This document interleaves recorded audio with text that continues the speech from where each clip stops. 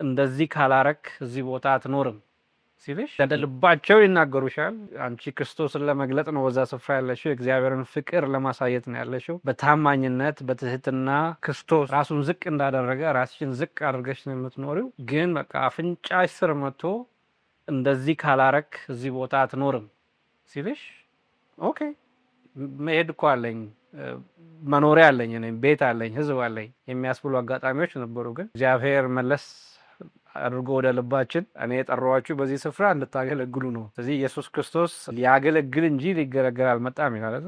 በቃ እሱን አርያ ተከትለን ብዙ ዋጋ አሳልፈናል። የቀደሙት ሚስዮናውያን ደግሞ የከፈሉትን ስናይ እኛ ምንም አልከፈሉ። መጽሐፍ ቅዱስ ላይ እነ ጳውሎስ ተደበደብን፣ እነ ዳዊት ለሞት አንድ እርምጃ ቀራን ሲሉ ኢቭን ጳውሎስ ሞትኩ ነው የሚለው።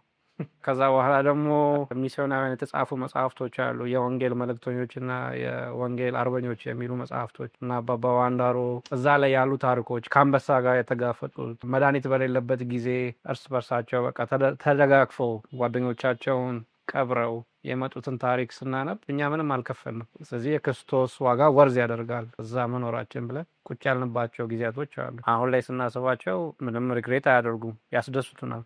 አይ ቲንክ ብንመለስ ኖሮ ሪግሬት እናደርጋለን ብዬ አስብ ነበር።